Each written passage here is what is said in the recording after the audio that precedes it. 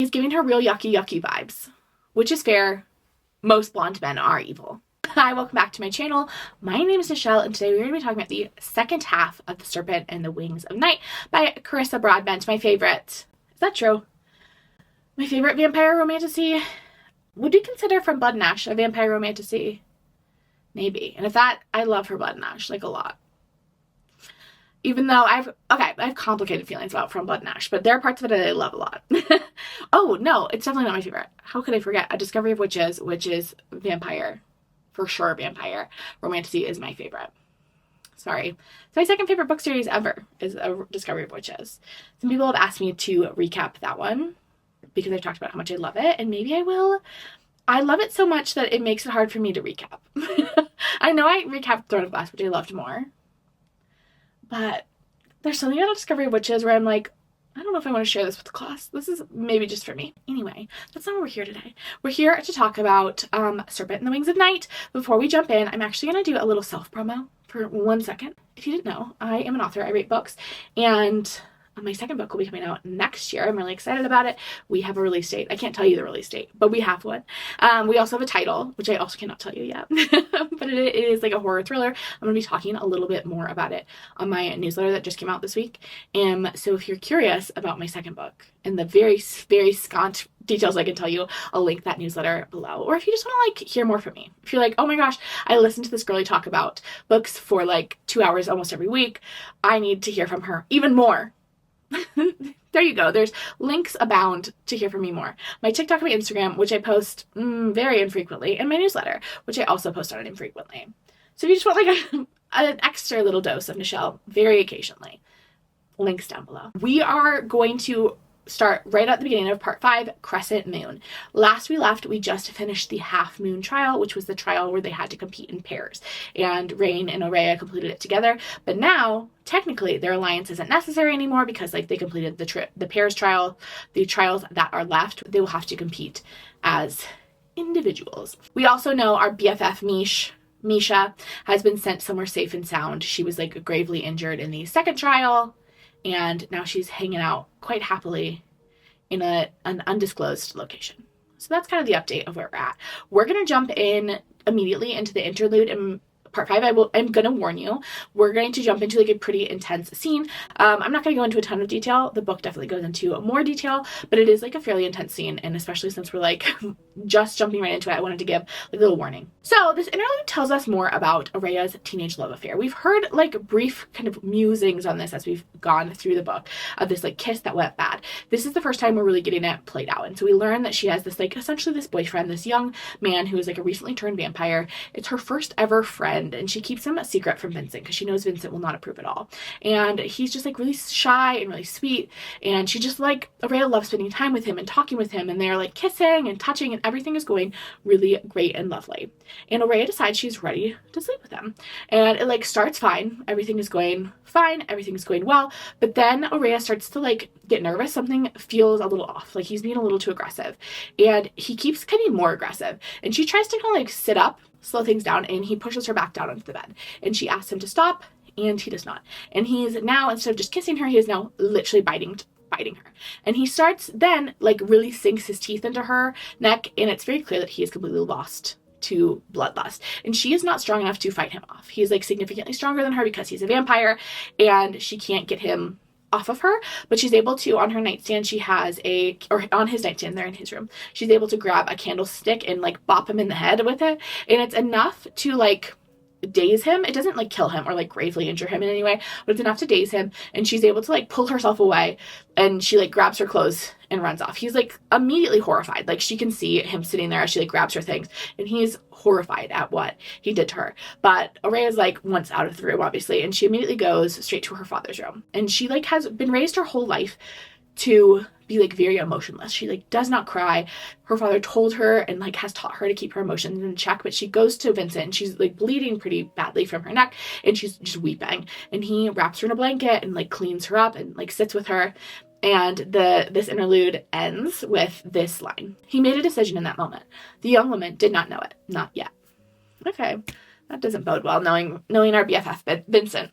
Back at the Moon Palace in the present day, only 11 contestants made it through this last trial into the Moon Palace, and Ibrahim is the last one to come through the door after killing his own partner, because only half of the contestants are allowed to continue after Half Moon, and there were 22, and so only 11 got to continue. Since they were in pairs, that meant Ibrahim had to kill his partner. Carissa Broadbent doesn't bring this up, but I was thinking about it as I was doing notes for this. That must have been so bizarre, because remember this last trial, they were like mind melded. They were like in each other's brains. They could see what the other one was seeing, feel what the other one was feeling, and like were sustaining injuries that the other one was sustaining. So like Ibrahim had to kill himself in order to kill her, sort of. Or maybe they like, once everyone else was gone, they like turned that off. I don't know. We're not given details. It seems like it could have been a weird situation. But Ibrahim makes it through. And like, you know what? Ibrahim is like my guy. I know he's tried to kill Araya a couple times, but I love him. Everyone is looking at Araya because also, remember in the last trial, she had that huge display of magic. She has not been known to have someone with tremendous magic, but obviously in the last trial, she like exploded into Nightfire and like pushed back a bunch of monsters. So everyone was like, that was kind of crazy, girl. The minister is waiting for them and congratulates them on being the final contestants for the final 2 trials, and lets them know that tomorrow there will be a big feast to celebrate at the Church of Nyaxia. So get excited, everyone. We're going to have a little end of Kajari party. Not end, but like middle, I guess. We're sort of in the middle. Oh, I said earlier that Misha got hurt in the second trial. She didn't. She got hurt in that Nightfire explosion from the Rishon terrorist attack. Rain and Araya get back to the apartment. It's like so quiet without Mish. I miss her. They miss her. We all miss her. Araya is just like kind of like finally giving herself a moment to like process that trial, and is like, whoa, what the hecky is the deal with my magic? That was crazy. Like I had no idea I could do that. And Araya thinks to herself, about 2 things I was absolutely positive. First, Rain was a vampire. Second, there was a part of him, and I did not know how potent that part of him might be that thirsted for my blood. Just kidding. That is not what she says. But the first line is what she says, and every time I hear like about 2 things or about 3 things I was absolutely certain, it does make me think of Twilight. It does make me think of Twilight every time, and I cannot help myself. And those first 2 things are true. How many Twilight references have I made? Too many. I can't think about vampires without thinking about Twilight. Twilight was a fundamental text in my formation as like a human person. It is like a large chunk of my brain was formed by Stephenie Meyer. There's nothing I can do about it. It's too late. That's the way it is. Anyway, the 2 things that Araya actually knows is 1, that Rain looked at her like her well-being was important. And she knows it's true because they were in each other's minds. So she knows not only is Rain looking at her like her well-being is important, but he does value her well-being. Like that is something that is important to him. The second thing she knows to be true is that the Half Moon trial is over, which means they no longer need an alliance, which means it's time for them to kill each other. Anyway, they're back in the living room and they're chatting, and Araya like cannot bring herself to be wary of him. She like knows she should be a little bit afraid of him, a little bit like on guard around him, but she like can't. She's like, this is my boy Rain. He's not gonna kill me. Even though in her head she's like, he very well might. But then Rain is like, hey, I'm gonna go find another apartment. Like clearly our alliance is over. Like I'll go. You can stay here. Which essentially just like gives Araya 1 night to not have to worry about who's gonna kill who. She realizes that the Moon Palace has like gifted them with a whole bunch of stuff, including like a bunch of healing potions to like heal her up from that last trial, and like a gorgeous hot bath. And Araya like soaks, cleans herself, just has like a lovely, lovely time in this gorgeous little bath.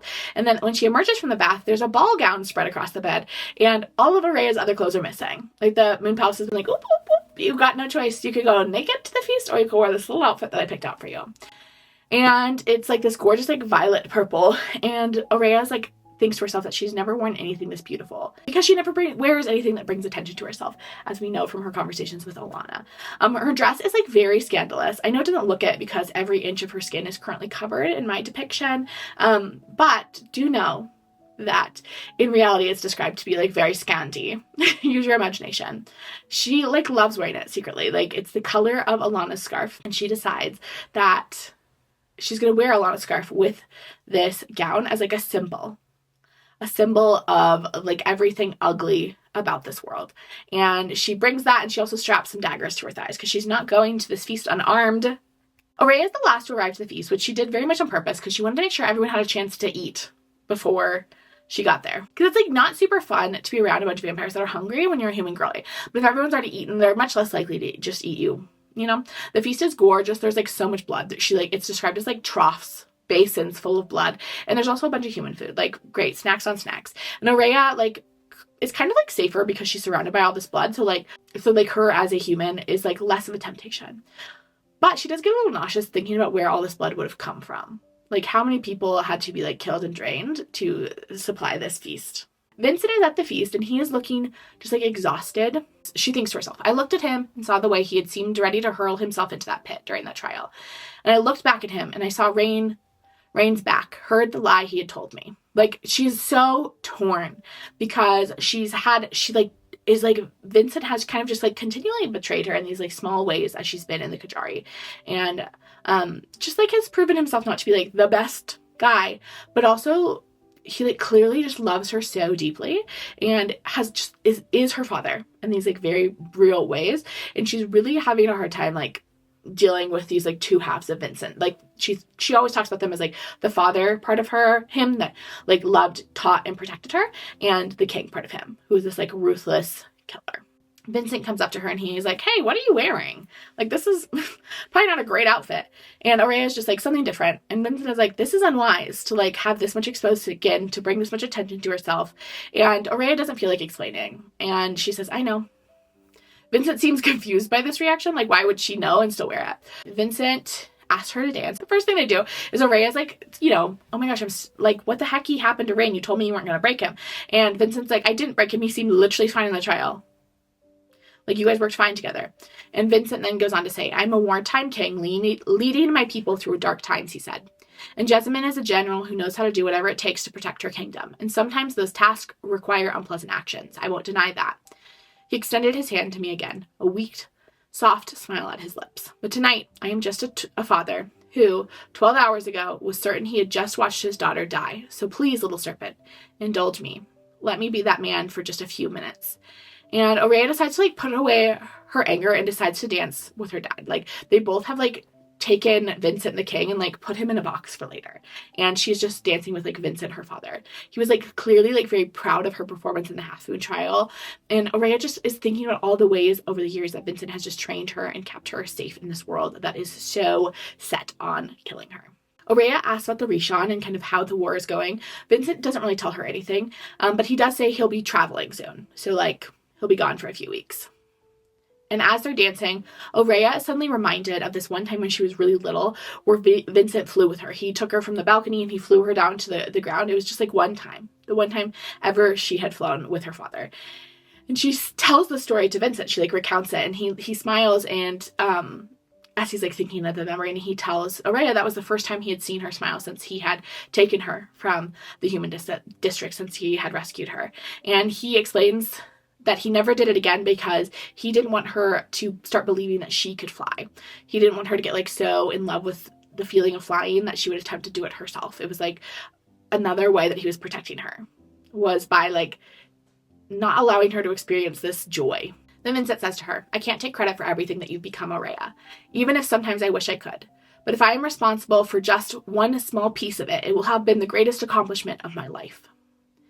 And Aurea is like so shocked by this statement of just like true like pride in his daughter that Vincent is saying. Vincent goes on, yesterday when I saw you fall, I realized that perhaps I had never said to you. It occurred to me that perhaps you didn't know how much it was important for me to tell you, that's all.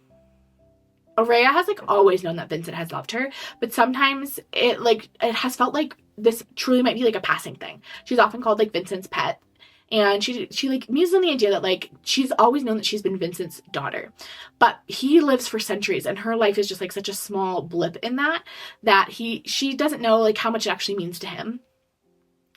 And in this moment, she like recognizes that her life is like, Vincent saying like her life is the crown jewel of his accomplishments. I think really means like a lot to her. And then, again, Aurea's, like, getting worried that, like, something must be really seriously wrong if he's talking like this, because this is not his normal disposition. And she, like, brings it up, and Vincent just, like, brushes it aside. And then she looks over her father's shoulder, and she sees Rain, and Vincent kind of sees her spot Rain. And he says to her, one more song, then I'll let you go, little serpent. And so they dance one more song together as, like, father and daughter. And then Vincent puts back on, like, his king his king self, and he goes to, like, you know, network around the feast, and Aurea slips out into the gardens. She goes out onto these back gardens and she spots Angelica and Ivan talking with a third figure. And when that third figure turns around, she recognizes it as the man from under the bridge with the cigarillos. And clearly, he's a powerful bloodborne vampire. She's like confused on how she didn't see it before. Guys, I'm changing this man. So I know that this man was just like a Kimba cartoon man. Okay, but I forgot.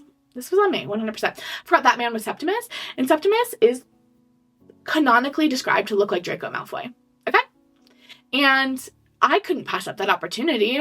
And also he does play like a larger role in the book, like Septimus does, this guy that we're about to meet. And so this man, although he is blonde and doesn't look like the man from under the bridge, this is the man from under the bridge, okay? We're not going to have another Prince Gallon incident where I was stuck with big-headed Prince Gallon for the whole Throne of Glass series because I picked him when I was like, oh, we just see him in passing in Air of Fire. And then he was like a big deal in all the other books. Septimus shows up in this book and he continues into the next book as well. We see more Septimus. I don't know if that's a spoiler, but it's true. We see Septimus and we will be using Draco to represent Septimus. And from under the bridge comes up to her. His name is Septimus. We'll find that out in a second.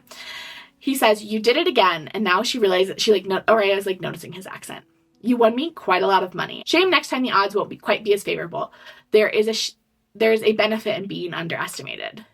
And then the man introduces himself as Septimus, this prince from the House of Blood. And he goes to shake her hand, but Aurea doesn't shake it. He's giving her real yucky vibes. Which is fair. Most blonde men are evil. Not all. We love Mr. Rowan Whitethorn. He has silver hair, though. Rain shows up like a second later and spares her from like having to shake Septimus's hand. And he's like, hey, there you are. And Septimus is like, hey, I was just telling your partner how spectacular your victory was. Now that I can't place my bets on the two of you together, I wonder who I should put my silver on next time. Someone uneducated might think it would be easy for you to kill her, Rain. But I think Nessa Ann has a good chance of, oh, I'm sorry. Another one of those smiles. It's Aurea, isn't it? I've always been bad with names. Okay, Nezanin. Her name is Nezanin. I really hate this name. Nezanin is a character we don't see with our eyeballs, but we do like hear about multiple times. And her name is Nessa Nin. I think it's Nezanin. And I really don't like it. Sorry if your name is Nezanin. Anyway, Aurea is thinking to herself, who the heck is Nezanin? I don't know who that is. Like, clearly that name meant something to Septimus and to Rain. Septimus leaves like shortly after this because I think Rain is like really putting on like the stink face. Like he clearly doesn't want Septimus there. As soon as he's gone, Rain explains like who he is. He's like, he is actually a prince from the House of Blood and he's been trying to get information out of like every Kajari contestant. And all of the bloodborne vampires that are here on his request. And Aurea's like, what does he even want? Like what? What does he want? And Rain is like, power. Even small alliances can go a long way in the Kajari and in the world in general. And Rain then changes the topic and he's like, you look nice. And Aurea, again, because she has no social skills, is just like, who's Nezanin? Nezanin? I hate her name. Who's Nezanin? And Rain is like an old friend who deserves more respect than to be used as some prick's attempt at intimidation. His eyes harden. Be careful with him. He's a dangerous person. And Aurea says to Rain, some would call you a dangerous person. The corners of his mouth curled. And Rain says to her, not with you. And Rain is like, do you want to leave? I actually literally hate it here. And Aurea is like, oh my god, I hate it here too. Let's go. And they go to the human districts and they get themselves a beer and they're sitting in the rooftops drinking it because they couldn't go to the bar in their outfits because they're like too fancy. You know how it is. But they like kind of like this spot. It's a nice spot. They can people watch without really being seen. And it does like seem like the neighborhood is safer. Like they've been putting in good work in the human districts and the humans are like living their lives in the night without fear of vampires. Like good work, Rain and Aurea. Indeed, the vibes are like flirty. Aurea sits down and like her dress rides up and Rain sees like the dagger on her thigh and he's like, whoa, flirty. And then he asks about Alana's scarf because like clearly that scarf is like tattery, a little bloody. And Aurea is like, it belonged to a friend of mine. And Rain says to her, the one from that night, it smells like the Moon Palace. Aurea says, it shouldn't smell like that. It was hers. It doesn't belong to them. And Rain goes on, that's not all. It also smells like rose perfume and bread and cigar smoke. Aurea says, you can smell all that? And Rain is like, yeah, it's a bit difficult over the smell of, well, you. Kind of rude. Just kidding. She took a bath. And obviously, like, vampires love smelling people. It's still there, Aurea. The palace didn't take everything. What was her name? Alana, Aurea says. And Rain says, I'm sorry for what happened to her, and I'm sorry that this is such a hard place to grieve. And then Rain asks her about what he saw in her mind when they were bonded. And he says, if you win the Kajari, would you ask Nyaxia to change you? And Aurea doesn't answer, but he like knows that's like clearly part of it. And Rain is like, oh, you will. And he sounds disappointed. And Aurea says, why wouldn't I? Ask her to make me something different. Do you have any idea how exhausting it is to live this way? I can't change anything, be anything if I am stuck being prey. Rain is like, you can't? And for a second, she thinks he's mocking her. But then she looks over at him and she realizes that he just like looks sad. And Rain goes on, don't be so quick to throw away your humanity, Aurea. You might find you miss it when you're gone. And Aurea's like, those parts of you are never really gone. You are more human than I am. You've kept the compassion. It doesn't matter if your blood runs black now. She thinks to herself, before he looked at me like I was a goddess, and I had thought I couldn't feel more powerful than I did in that moment, but I was wrong. Because now he looked at me like I was more than that, like I was human. And Aurea says to him, what's that look for? Give me one honest thing. Rain says, I've lived through some injustices in the last couple centuries, seen some travesties, but one of the biggest, Aurea, is that anyone taught you that you should become anything other than exactly what you are. And Aurea's like looking over at Rain and she realizes like she's going to have to kill this person. Like in order to win the Kajari, like he is going to have to die and probably at her hands. And she doesn't know if she can. And then Rain says, let's go for a walk. And they're like walking around. They can see like the first hints of dawn breaking over the horizon as they kind of like enter the Moon Palace's grounds. And Aurea is just thinking about how Rain is probably going to try to kill her any second. Like probably he's going to murder her any second. But then Rain takes his sword off and gives it to Aurea. He's like, can you just set this down for a second? I like just need to get it off my back. Because remember his back is like pretty badly injured. And he had it like in a, sling across his back. And Aurea immediately knows this is a performance. And she like waits for the rest. Like thinks that this is some way to kind of like knock her off guard so he can kill her. But then he starts unbuttoning his shirt. And he's like, I got this nasty cut on my chest during the trial. Do you think I should be concerned?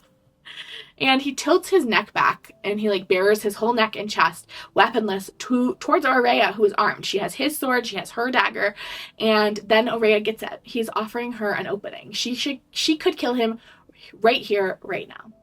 And Rain is like, well, what do you think? Come here, like come a little closer. And Aurea does get closer to him and she touches his chest and he is warm. She thinks he smelled like the sky.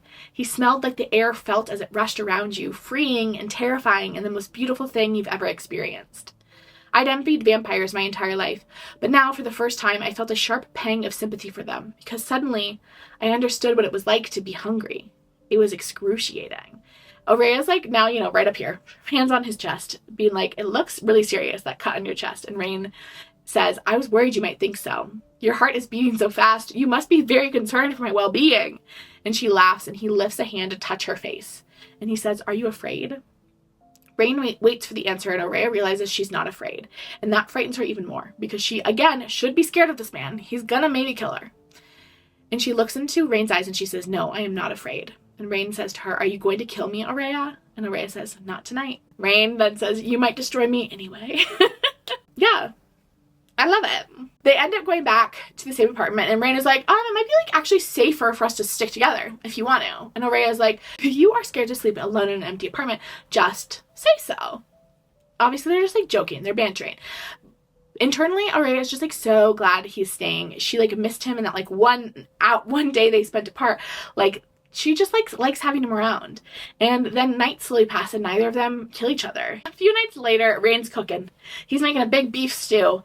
He has her taste something and it is so delish. And she is like, delicious. And then he makes a dirty, flirty joke that I can't repeat because it would be too embarrassing for me. Aurea is embarrassed by this dirty joke too. And so she changes the topic. She says, let's talk about something else. And she says, I did not believe Mish when she said you were a good cook, but that is delicious. Rain says to her, it's a travesty that you grew up eating vampire food. Vampires don't know how to cook. And Aurea is like, you do. And Rain is like, only because it is dear to my heart. None of it tastes the same anymore. And he explains that vampires' taste fades over the years. So Misha's sense of taste is stronger than his because Misha is significantly younger than him. And he's slowly over the years lost his inability to taste. And then he explains that he's actually going to bring the stew to Mish. And Aurea is like, can I come? And Rain is like, yeah, I think she'd like that. And they fly together.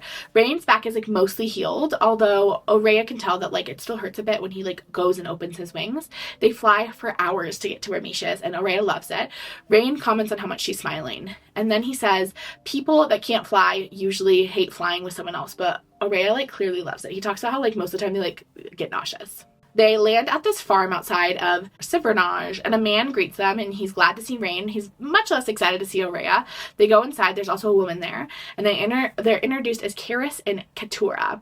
And Rain is being, like, very protective of Aurea because, like, it seems like these two are not super big fans of her. Then they go upstairs to where Misha's in bed.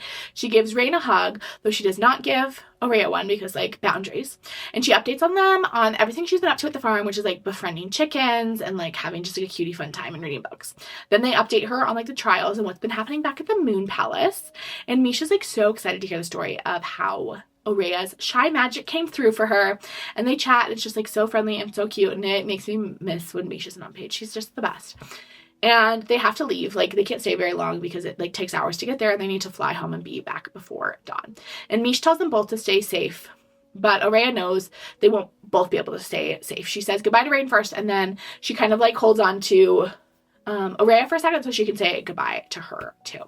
So Rain is downstairs already when Aurea comes out to leave, and she pauses on the stairs to eavesdrop. We love an eavesdropping queen. And Karis says Vale is bringing his new wife, human, or at least was. And Rain is clearly like, okay, we don't love that vibe. Like, we don't love just turning people. But Keturah is like, she should not be here. Clearly talking about Aurea. And Rain is like, she's my friend. Keturah starts talking about the damage Vincent is causing in the Rishon territory. Clearly she's mad. And she's like, I don't think she should be your friend. And is just, like, kind of giving the update. And Rain is like, I know everything that's going on. And Keturah is like, you are still bringing her here? Vincent's whore? And Rain is like, do not speak about her that way. And Keturah is like, I apologize. And then Aurea accidentally steps on a creaky floorboard, and everyone's eyes dart towards her. And she comes downstairs and is like, hi guys, was definitely not eavesdropping. And Rain and her fly away. And then they're chatting as they fly, and Rain is like, you overheard the whole thing. And Aurea was like, yeah, you made it, like, really easy. And Rain is like, Keturah is, like, worried and angry. She's, like, a bit sensitive. Like, I apologize for what she said. And Aurea says, if I got upset about being called Vincent's pet or whatever, I'd have no one to blame but myself. Heck, you even called me that. And then Rain explains that Keturah's wife is in Selene and he is worried about her. Or she's worried about her. And Aurea is like, I am from Selene. I would like to go back someday and see if I have family there. Do you think that's a fairy tale? And Rain says, no. I think any family you have left would be lucky to have you. And Aurea is like, who were they? And Rain goes, friends. And Aurea is like, no. She knows that there aren't Rain's friends because, like, he was not friendly with them. It was, like, a little bit more of a, like, not adversarial, but, like, just, like, not a friendly relationship. And he clarifies that they are old colleagues. And Rain is like, I don't think of you as Vincent's pet anymore. Aurea makes a joke of it, but she thinks to herself that it, like, feels really nice to be known not as an extension of Vincent, but as her own person. They get back to the Moon Palace, and the very next night, Aurea leaves. She's, I think, going to head to the Human District or something. She goes to go out the front doors, and they're locked from the outside. And she goes back to the apartment to tell Rain. Rain then checks the whole place, and every single door and window outside of the Moon Palace is locked. And the feast hall is empty, except one carafe of blood, which Rain has brought back with him, and a bit of fruit, which he's also brought back from him. Rain has a bit of blood reserved, and Aurea has, like, a pretty substantial amount of food, but they will have to be careful with rationing it. The Crescent trial is not always at the same scheduled time, because sometimes it is, like, longer. Also, sometimes it's, like, in a different location. It's, like, the most unpredictable trial. So it could be just, like, 1 week before they have the trial, or it could be up to 3 weeks. And some people haven't eaten in since the feast, which was 4 days ago at this point. So things are going to get hungry really soon. Rain moves a dresser in front of the door to, like, blockade it, because obviously Aurea is human, so, like, her blood is going to start to smell pretty tasty. Then nothing unlocks. The Moon Palace doesn't unlock for days, and then a full week. Aurea starts to stay inside the apartment all the time. It is just too dangerous to leave. Vampires are constantly pacing outside of the door. Still, Rain and Aurea maintain some sense of normalcy within the apartment. They are practicing and training. They're, like, training with, like, swords, as they do, and practicing Aurea's magic. And Rain spends the last bits of the night looking out the window, watching the dawn rise until like the sun becomes too painful for him to bear. One day while Rain is still sleeping, Aurea sets up a mirror in the hallway so that he can watch the sunrise. She like tilts it so like the sun is like visible in this mirror, but the light doesn't reflect in. Rain gets up and sees all the furniture rearranged, and he's like, what have you been up to? And Aurea like explains the whole thing to Rain, and Rain says to her, careful princess, someone might think you're actually nice. But every day after that, Rain dragged a chair to that spot in the hallway and just like spends his whole day really watching the sky. Third week, something is up with Rain. Like Rain is acting weird, and Aurea asks him about it. And he's like, nothing's going on at all. But then later that day, she sees him like taking an empty glass of blood and like tipping it and like trying to get the last drops of blood out of it. And she realizes he's hungry. Like he's run out of blood. And Aurea comes to him and is like, you said you had enough blood. And Rain is like, I did have enough. The Crescent trial will happen any day now. Like we're getting close to 3 weeks. Like it's going to have to happen soon. I do have a question for the class. Where are the rats in the Moon Palace? I feel like in all the vampire lore I've seen, they eat the rats when they get starving. Where are the rats? There's like food left in the feast hall all the freaking time. There should be rats. There should be rats. Aurea realizes he's probably been hungry for a while, like at least a few days now, and she needs to be more careful because a hungry vampire is a dangerous vampire. And Aurea's like, I should go somewhere else. Like if you don't have any blood, we cannot be in the same apartment anymore. And Rain is like, why? And Aurea is like, see how you have no blood and I'm full of blood? Yeah, that doesn't seem like a good combo. There's no reason for you to leave. There's nothing to worry about. I'm not an animal. I would never hurt you. And Aurea's like, thinks to herself that she knows that Rain would never hurt her on purpose, but also like he's a vampire who's starving. Also, they're contestants in the Kajari. Like they're going to eventually have to hurt each other. So like this would give him even more of an excuse to do so. And Aurea's like, we are lying to ourselves if we pretend you will not hurt me. We've been living in this fairy tale world. It's nice, but it isn't real. And I don't want to be woken up from it by you ripping into my throat. Rain's face is like hurt by this statement. And Aurea is like, maybe I should just let him drink my blood a little. Even though she knows that would be like really dangerous because if he's hungry, the self-control aspect again is going to be more reduced. Rain is like, oh, well, you shouldn't be the one out in the hallway. Like, I'll go. You stay here. And Aurea is like, okay. And Rain packs up his things to leave and then slips out the door. And he just says to her before he leaves, push this back when I'm gone. I'll see you in the next trial. And Aurea's like really sad after he leaves. There's a sense of loneliness, but also it feels more like just this like act of him leaving for the sake of like his bloodlust and more like the end of something. Like their alliance like truly ending in this moment, their friendship ending in some ways because now they're nothing more than like two contestants. That night she dreams of the moon absent from the sky. She dreams that she's like back in her childhood. She's like in her bed. Her siblings are asleep next to her. She can hear her parents arguing from the other room. And then she watches, she's like this little girl that's awake, watching as the sky fills with vampire wings as she looks out the window. And her mother is yelling and she wakes up to her mother screaming her name. She wakes up in this dark forest and she's like throwing up from her dream and also from being transported here. And also from this smoke. There's this like smoke, it's black in the book, it's red for our purposes, for cinematic creative reasons. And the smoke like burns. It's like acidic smoke that if it gets on her skin, like she can feel it burning. If she like breathes it in, it like hurts her insides. And in the distance, she can hear screaming and the ripping of flesh. It's clearly the beginning of the Crescent trial. And she realizes like pretty quickly that they are not even in the city. She doesn't know where they are. She doesn't recognize the land around her, and she doesn't know what her objective would be either. Like, she doesn't know what she's supposed to be doing. And as she's, like, looking around in this, like, plume of smoke, someone attacks her. She's swinging at them with her blades, but even that doesn't seem to slow him down. He is, like, lost in this bloodlust, and it's, like, really bad, obviously, because the vampires have been starving for weeks now. But because he's, like, flailing kind of, like, so unlogically, like, he's lost all, like, thinking, she's able to stab him in the chest finally. Like, as all of his injuries kind of, like, he, like, feels them all at once, and he, like, collapses, she's able to, like, kill him. And then she's able to sneak off and she finds some other vampires munching on some deer. And Aurea's like, oh my gosh, that is literally so perfect because they were distracted and they'll be less likely to eat me if they have like something else to eat. But then something changes. They like abandon the deer and like start attacking each other and like lurching around in this like feral sort of like uncontrolled way, and then they start collapsing, and Aurea realizes that the deer must have been poisoned. Nyaxia had offered them tainted gifts because they would be powerless to resist them. Like, she knows that these guys have been starving. The whole reason the Moon Palace has been locked up is so they have been dropped in the Crescent Crescent Moon Trial, starving, and like would have no choice but to eat these poison deer. And Aurea's first thought is like, oh my gosh, I need to get to Rain. I need to find Rain before he, eats something and succumbs to this poison. She finds Rain and immediately recognizes him, knows his form. He's not moving like himself. He's not moving like those vampires that she saw, like that feral lurching sort of thing. But she describes it as a predator that's been released from a cage. Like he's moving with this like lethal grace. He had just killed a shadow-born vampire, and then he takes off and he's about to go after this deer, but Aurea jumps between him and the deer, and she can hear Vincent in her head telling her how stupid this is, because this man is like clearly like focused, is like in hunting mode, and she's like putting herself, a warm-blooded girly, right in front of this deer. But she's shouting at Rain, stop, stop, stop, and Rain does stop for a second, but he's clearly in bloodlust. There's like nothing of her Rain, her friend, still in him, and Aurea runs at him, and they end up wrestling on the ground, and she knows enough of his like fighting style from their training together that she's able to avoid the worst of his attacks, and she's like shouting at him for him to snap out of it, but like he's not coming to. She's like, I'm gonna have to stab you if you don't calm the heck down. And then he like takes in a deep breath, and the like smell of her is enough to like bring him back to himself, and he's like, Aurea. And Aurea's like, okay, welcome back. We're in a trial. I don't know what the objective is. The animals are poisoned. Everyone is going insane, and we have to get out of here. And Rain pauses, and he touches a cut on her cheek that he had given her when they were like fighting. And he's like, did I do this? And Aurea's like, doesn't matter, Rain. We literally have to go.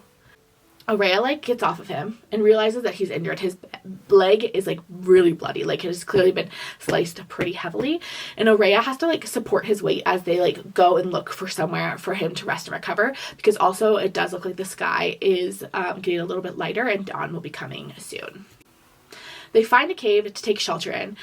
They didn't see any other contestants on their way back to this cave, and Aurea is wondering like how many contestants fell just to the poison animals or to like the smoke already. And Aurea makes them a little fire using her magic, and then they're just like snuggled up in this cave, and Rain is like, I did not expect to ever see you again. Which is a weird thing to say. Sorry, you like literally knew you were gonna have 2 more trials with her. What do you mean you expected to never see her again? And Aurea is like thinking to her, like is trying to like process herself, like why did she go after Rain? Like that was a silly move. She can like feel Vincent being like, what the heck are you doing, dummy? And she doesn't understand it herself, and she certainly doesn't understand it well enough to articulate to Rain. And then Rain is like, thank you, you are right, princess. And Aurea is like, you do not have to do this right now. Like we are in a cave, you're like bleeding out, things are bad, we do not have to have apology hour. And Rain says, let me talk. I am sorry. You are right to leave me.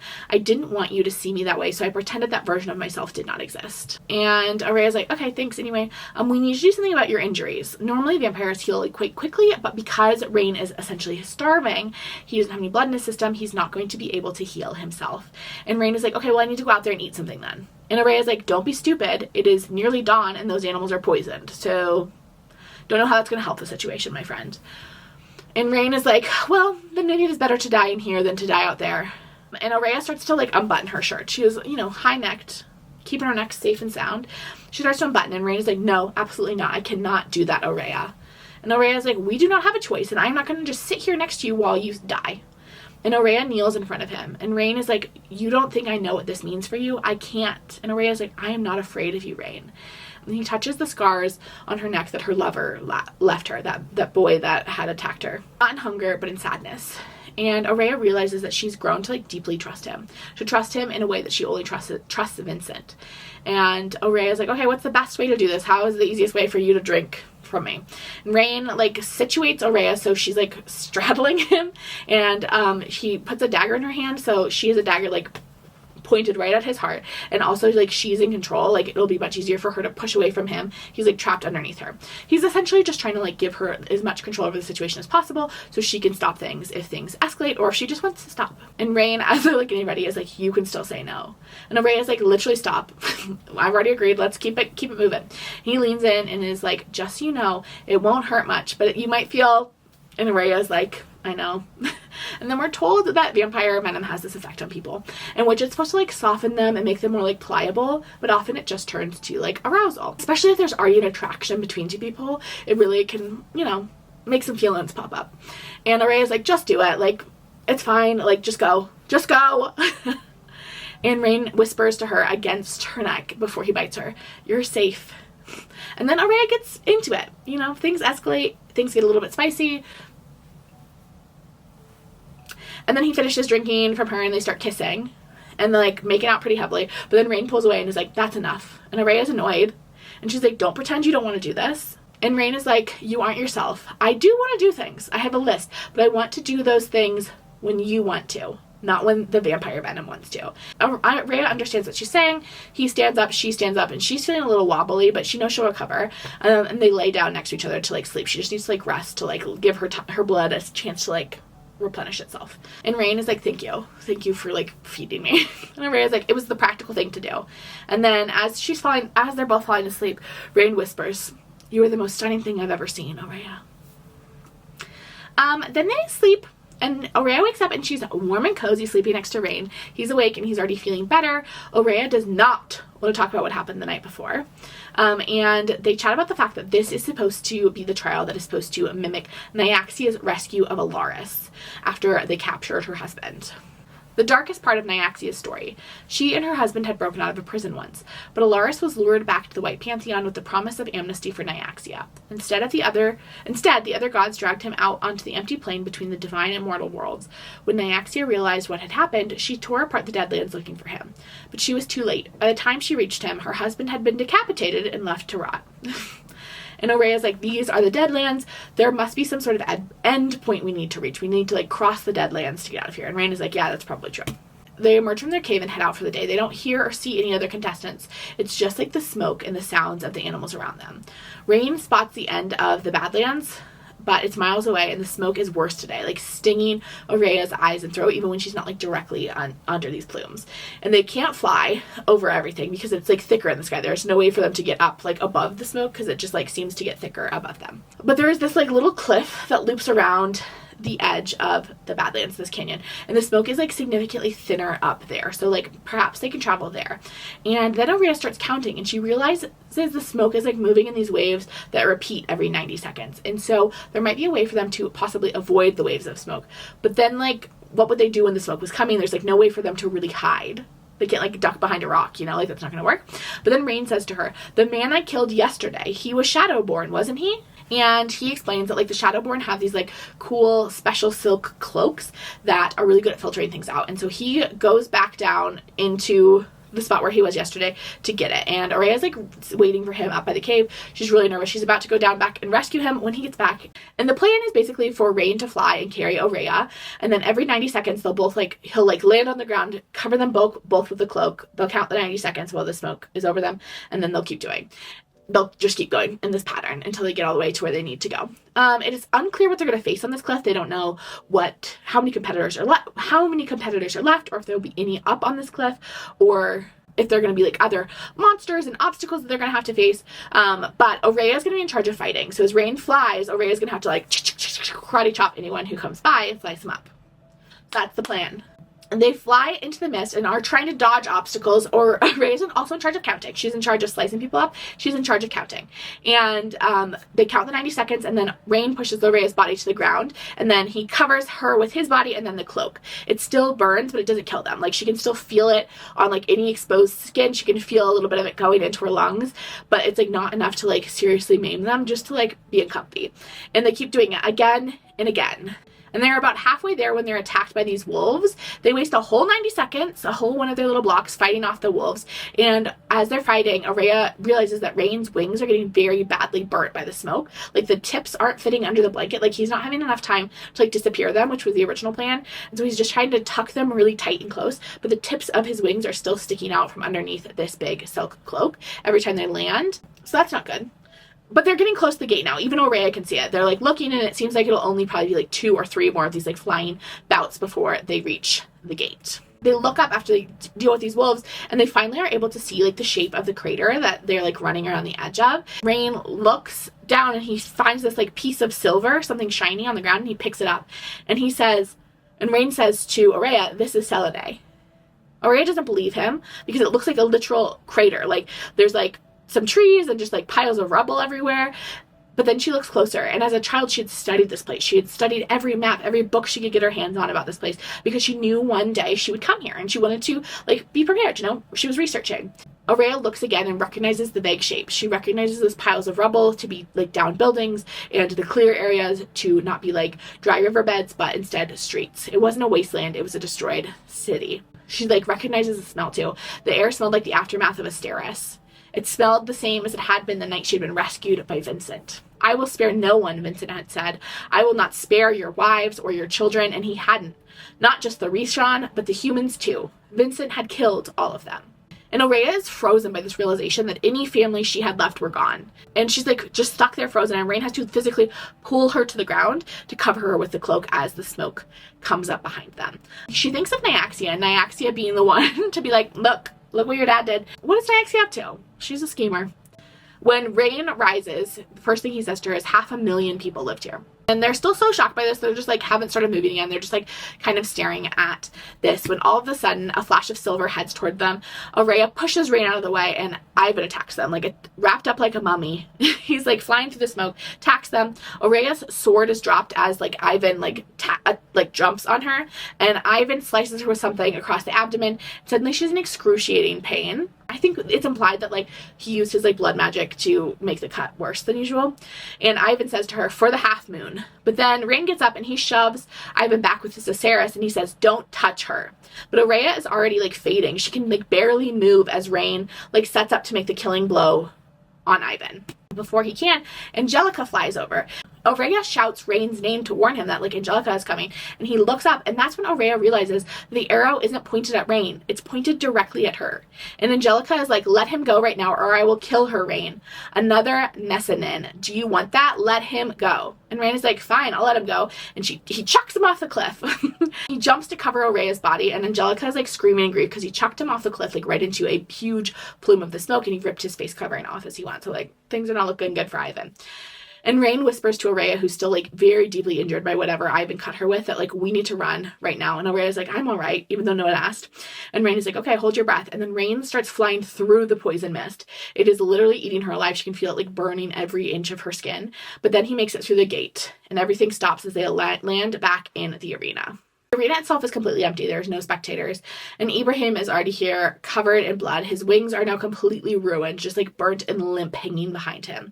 The minister declares as they arrive that they will progress to the final trial. The minister is like, also, a little scheduling update. The new moon trial won't be happening in 3 weeks. It'll be happening tomorrow. And Rain is like, why? And the minister says, Nyaxia understands that there is no promise that Sivernage will still exist in 3 weeks. He gestures to the open arena gates where bodies line the gates, with their wings ripped off and hanging below them. Some of them are still alive. They can only see a small portion, but Aurea knows her father and knows that the entirety of these gates will be covered with bodies. So, like, war is here. It's not pretty. And then we enter part 6, New Moon. Interlude with teenage Aurea. It is 2 days after the incident with the boy. The wound on her neck still has not completely healed, and Vincent comes to Aurea and is like, I have a little present for you. They go to the throne room, and the only one in there is her lover boy, who is like kneeling and like shaking. He's clearly frightened. And Vincent says about him, look at him, he's afraid, as he should be. And he gives a dagger to Aurea. Aurea's not super thrilled to take the dagger, but she does. And Vincent says to her, I told you the night I brought you here that I would teach you how to wield your teeth, and I have upheld that promise. But now it is time that I teach you how to bite. And he's like, hey, here's how you do it. You gotta stab him straight in the heart. Sometimes it's a little trickier than you might think to get through the breastbone. The boy, meanwhile, is like, I'm sorry, I didn't mean to, like it was an accident. While Vincent's like giving Aurea instructions on like how to murder her boyfriend. There are moments in one's life that remain permanently distilled in memory. Some wither within minutes, and others are carved forever into our souls. This image of the boy she loved begging for her mercy would follow her for the rest of her life. Years later, when the girl was a grown woman, she would decide that that boy had not meant to hurt her that night, that he had not yet understood his newly turned vampire impulses. It did not change what he did. It did not make it any less unforgivable. It only made vampires more dangerous. They could love you and still kill you. But in this moment, the girl did not know what to believe. And Aurea's like, hey, so I would rather not kill my boyfriend. I know he did, he was like the worsty worst, but I would truly rather not kill him. And Vincent is like, you will kill him though. I warned you a long time ago that you were never safe with anyone but me. I warned you, Aurea, but this is the consequence. And Aurea realizes in that moment that it's not just a lesson, it's a punishment. Perhaps another teenage girl would have hated her father for this moment, and perhaps this one in some ways did. Perhaps she would carry a little fragment of that hatred for the rest of her life, but she also loved him for it, because he was right. He was forging her. If she had listened to him before, none of this would have happened. And so Aurea goes and she stabs this boy. It's the first vampire she's ever killed, and her father is like very insistent that she look him in the eye while she kill him. And as soon as he's done, Vincent leaves the room, offering her literally no comfort, and she just sits there for a while with this dead boy that she loved and now has killed. Okay, so the thing is, this is for sure evil. For sure evil, but like, I kind of love Vincent for it. Like, what was he supposed to do? He's like this ruthless king. Is he just supposed to leave the boy alone? Like, probably he shouldn't have made his daughter do it. He probably should have just brought her his head like a nice father would have. But still. But like, what was he supposed to do? That boy was not going to live. You knew that boy was not going to live the moment she left that room and went to her dad. Back in the present day, we are with Rain and Aurea. They make it back to the Moon Palace. Angelica does too, as the final contestant. So we've got Ibrahim, Angelica, Aurea, and Rain. Aurea's got blood pouring out from under her fingers from this cut in her abdomen, but she's still mostly thinking about that dream she had the night before. Not the night before, the 2 nights before, where she had dreamed of her siblings and how her siblings, like any hope she had of her siblings still being alive is gone. Like, they're certainly dead now. Rain helps Aurea lay down and starts cleaning her up, and she cleans her wounds, and they have enough medicine left to heal her. And then they just lay next to each other and hold hands. Both of them so sad over the loss of Selene, of this city of 500,000 people. And Rain says to Aurea, your father is a monster. And Aurea is so conflicted because she agrees with him, but she knows, she's like, there must be more. There must be an explanation for why my father did this. And he says that to Rain. There must be a reason. He must have had no choice. And Rain says 500,000 people, 500,000 lives. What explanation would make this acceptable? Aurea says, we don't know what happened. And Rain says, we know enough. Aurea is still trying to rationalize this, but Rain is insistent that Vincent just didn't care about Rishon lives or human lives. And Aurea is like, no, because he knew I was going back for them. When I became his Coriate, he knew I was going to go back. And Rain goes, Coriate? And Aurea knows she's already said too much. And Rain says, you are going to become Vincent's Coriate and march into Selene to liberate your human kid. You are going to bind yourself to him so you could go be a hero. You are too damn smart for this, Aurea. There were almost no humans left in Selene because your father had been taking them. Just like he's been taking all of Selene's resources for the last 20 years. And Aurea says, Rishon territory was protected. He couldn't just... Rain says, just like the human districts are protected? And Rain is like clearly furious. He's like furious about what happened in Selene, but also what he sees happening to Aurea. He says to her, he sent you into the Kajari with the promise of being a hero. Also, he could use you. That's what this is for. Aurea says, use me? He's giving me his power. Rain says, giving you his power and taking yours, making a deal with a goddess so you can never hurt him, never act against him, and sending you into this depraved cesspit to do it. What a saintly, loving father. And Aurea is like, enough, and she pulls her sword out. Vincent had given me everything. He had taken me in when he never had to. He had cared for me when no one else had. He had made me a stronger version of myself, even when I didn't want to be. He had turned me into something worth fearing, and above all, he had loved me. I knew this. There was nothing Rain could say to convince me that he didn't. Vincent's love was truth, like the moon was truth. And then Rain says to her, he killed them all. They were nothing to him but tools or obstacles. That is the truth. You need to ask yourself some hard questions, Aurea. Why is he afraid of you? What does he get from all of this? And Rain reaches a hand out to touch Aurea as a gesture of comfort. But Aurea pulls away and she's like, I can't. And she leaves the room and walks out of not only that room, but of the Moon Palace, past her meeting place with Vincent. She's not going to meet with him on his terms whenever he decides to show up. She was going to him. She's going to meet with him tonight. And she arrives at the castle, and this is what she thinks.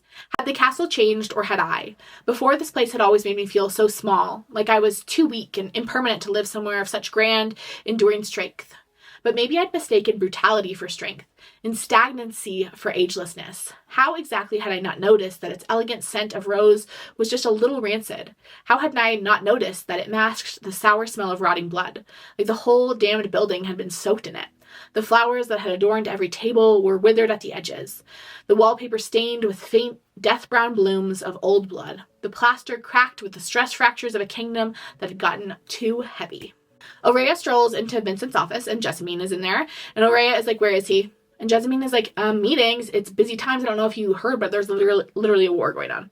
And Aurea's like, I need to speak with him. Either bring him here or tell me where I can go find him. And Jessamine, who seems a little annoyed at this, but Aurea is like literally ready to fight her if need be, is like, I am not the king's errand girl, but I will indulge you this one time. And so she goes and fetches Vincent. And Vincent is like, what are you doing here? You made it back for the Crescent trial, I see. And Aurea says, Selene, you destroyed Selene. I saw it. It was the 4th location of the final trial. And Vincent is like annoyed by this. It is like pretty inconvenient that Aurea knows this in this moment. Like, obviously, eventually he would have had to tell her, but like, probably not right now. And Aurea's like, you weren't going to tell me? And Vincent says, they attacked our eastern outpost. And Aurea says, you were going to let me believe that they were still out there, that I could go after them. And Vincent's like, there was no use in you knowing the truth. Not in this moment. And Aurea says, just like there was no use in keeping them alive, easier to kill them all. And Vincent says, the decisions that I make for my people in my kingdom are beyond your judgment. Aurea says, for your people? Who exactly are your people? Are they the ones whose ashes are in that city? Those were my people, Vincent. And Vincent says, I did what was right for my kingdom. Aurea says, Selene is part of your kingdom. 500,000 people. It could have been me in those slums. Vincent says, it was never going to be you. Aurea says, I am human. I am human, Vincent. I was born in Selene to human parents, to a family. Vincent says, family, what does that word mean? That you were yanked from between human legs? You don't even remember them. If they had lived, they would not have remembered you. Perhaps they would be grateful that you were gone. What would you have been to them? Another unwanted child to keep alive? Or maybe a lost one to grieve when the world inevitably crushed you? And yet, this is your dream, the life you long for? And what does that make me? The cruel man who ripped you away from what? This great life of love? Is that how you see me? As some captor? Immediately, Aurea's impulse is to apologize to him and to thank him for saving her. And drags her down the hall to the feast hall. And they go to the feast hall and it's full of Vincent's soldiers and people. And the people are clearly just being used as like a little snack.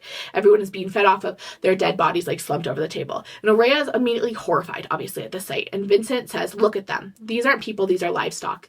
You would have never allowed yourself to be one of them because you are better than them. I made you better. I gave you teeth and claws. I made your heart steel. Do not pity them. They are less than you. And Aurea realizes he's right, like sort of. Because she has let Vincent strip her of her humanity over the years. And she turns to him and she says, you lied to me. And Vincent says, I indulged your childhood fantasies, knowing that one day you'd grow past them. And he clearly thinks that someday she would no longer care, that she would no longer care about her human family, that she would no longer care about human life because she would see herself as a vampire. Why do you want me to be your Korate? I asked. I knew the answer. Vincent wanted me in the Kajari, wanted me to become his Korate, because it was the only way to turn me into something acceptable for him to love. My father loved me. I knew this, but he loved me in spite of what I was. Loved the parts of me he could make like him. Vincent's jaw tightened. Again, a glimpse of the silent battle between king and father. He closed the door behind us and leaned against it. Because I wanted you to fulfill your greatest potential, he said at last. I wanted you to be strong. I wanted you to be powerful. And I want you to be my daughter in every sense, because you are more like me than you ever have been like them, little serpent. He was right, and I hated it. My voice was strangled on the verge of breaking. Today, I am ashamed of that. Vincent doesn't love that sentiment, doesn't love the fact that she's saying that she's ashamed to be his daughter. He turns off everything fatherly in her, and we just have King Vincent. And Vincent says to her, ashamed? I gave you everything. And he grabs her and wrenches her arm and slams her against the wall. And Vincent says to her, what would you rather be then? If you don't want to be my daughter, do you want to be my enemy instead? And Aurea tries to steady her voice, but it wavers a bit as she says, let me go. And Vincent, that's enough to snap Vincent back into himself. He drops her arm and he looks horrified at himself. He cannot believe that he hurt Aurea in this way. And he is Aurea, it almost seems like he's going to apologize, but the King of the Nightborn never apologizes. And Aurea knows this, and she doesn't wait for an apology. She just leaves the palace. But she doesn't head back to the Moon Palace. She heads back to the Human District to cut up some vampires because she's in a bad mood. And the vampires have come back in the weeks that they've been locked in the Moon Palace, and so there's a few for Aurea to kill. One of the vampires does pee his pants as Aurea kills him, which is just, a nice little gesture. Dawn's coming. Thank goodness. I truly swear this is the longest night in the book. There's a note where it's this has been a long night, but truly, this night started with them way back in the smoke mist. They did all of that. She got back to the palace. She got healed. She confronted her father. Now she's murdering people? That's a lot for one evening. And she has to travel between all those places. Busy, busy. And Aurea's like looking around and she's realizing that the reason the human district is like allowed to exist is probably because it is like this breeding ground. It's a place that just is supposed to provide blood for the rest of the vampires. And Aurea just becomes so upset with this idea that she just starts stabbing this dead vampire over and over again. She's like covered in his blood as she just like continually stabs him when Rain finds her. And Rain is like, I think we're done with that. I think he's dead. You think you got him? I've been looking for you everywhere. And Rain spots the marks on her arm from where Vincent had grabbed her. And he's like, where did this come from? And Aurea's like, what does it matter? And Rain says, it matters. Was it him? Aurea lies and says it came from a vampire in the slums, but she's not fast enough. Also, remember, she's a terrible liar. And Rain sees through it. He goes, bullshit. And he's so mad. She can see like pure hatred in his face. And Aurea says to him, you've done worse to me yourself. I'm not some princess to be protected, no matter what you'd like to call me. And Rain says, I know. And Aurea says, stop. Stop looking at me like you pity me. And Rain says, I don't pity you, Aurea. I just think you deserve better. And Aurea's like, why are you even here? We can tell that she's like sad. And she's being mean and angry because she doesn't know how to be sad. She's never been allowed to be sad. And Rain says, I'm not going to do this with you. If you want to get kicked out of the Kajari because you don't make it back to the Moon Palace before dawn, I'll let you. And Aurea says, good. It'll be easier for you. Maybe you deserve the win more than I do. Why do I care? And Rain says, why do I care? Are you a fool, Aurea? Or maybe I'm the fool. And Aurea knows why he cares. It's the same reason she cares. And so she puts away her weapons, and then she kisses him. And they make out for a minute until Rain is like, maybe we should move away from the dead body before we continue this makeout session. And Rain is like, give me one honest thing. And Aurea says, we will probably die tomorrow. Show me something worth living for. And they fly back to the apartment and do the hanky-panky. Okay? This is a long chapter in which this is the activity they're participating in. Again, truly the busiest of nights. Like, probably it would have been a better use of time to, like, get some sleep. I cannot believe they spent, I know they sleep during the day, but they spend, like, into the day doing the hanky-panky. And I just think, you know, you just spent, like, the busiest day of your life. And, like, you have another really busy day tomorrow, like the last trial in this whole Kajari situation. And maybe we could have also taken a nap. I just think we really could have worked that in there. And I don't get the impression they did. You slept in a cave last night. So I just think a nap might have been a better choice than all of this, actually, now that I think of it. But at least, you know, around like 5, go to bed. The next morning, they're like chatting in bed. Or I guess that's not morning. I'm like very confused on time of day because obviously they like do the whole day and the night. So like morning would be like their nighttime, their bedtime. Anyway, Aurea says to Rain, you told me you had a lot of people relying on you. And Rain explains that the man who turned him was a very powerful person. And he like tells the whole story of his turning. Rain had been a guard on a ship and had crashed on Nyaxia's Hook, which is this like little bit of land off the coast that is like very dangerous. And he was dying and a vampire found him and asked him if he wanted to live. And Rain, who had been 32 at the time with a wife back at home who was pregnant with a child, was like, yeah, I got a lot to live for. But the vampire didn't let him leave. After he turned Rain, he kept him a prisoner. He essentially has like a whole gaggle of slaves that were his entertainment. And Rain is one of them. And Aurea thinks to herself, I wouldn't give him my pity, but I would give him my rage. I hope he's dead, she says to Rain. Tell me he's dead. And Rain says, he's dead. I'm ashamed of what I let myself become back then. But there were others in the same position as me. And Aurea says, Nessanin. Rain says, his wife, and as much of a prisoner as I was. Aurea says, and you fell in love with her. Rain says, I did. And loving her saved me, but we were very different people. The only thing we had in common was him, but he was our entire lives, so that was enough. She was the first kind vampire I had ever met, and it changed everything. And Aurea then asks, how did you get out? And Rain says the world he built was collapsing underneath its own weight. All that cruelty was catching up to him. I begged Nezanin to come, but she refused. And Aurea's like, did you ever find your way back to your wife and child? And Rain is like, no. It'd been 70 years that I'd been a slave, and I wasn't human anymore. And so, like, he explains that he spends a long time traveling. That had always been his wish. That's why he was, like, a guard on a ship, because he wanted to travel. He went to the House of Blood and the House of Shadow, and Aurea's, like, shocked because no one goes to the House of Blood because it's spooky ooky. And he also says he went to the human lands for a while and found that he could actually pass pretty well as a human as long as he wasn't a weirdo. That was fun. But then he came back to Obatrosh and he found Mish. And then that's when Mish forced him to enter the Kajari because she felt like Rain had a duty to help the Rishon people who were trapped in kind of like the system that they were currently trapped in.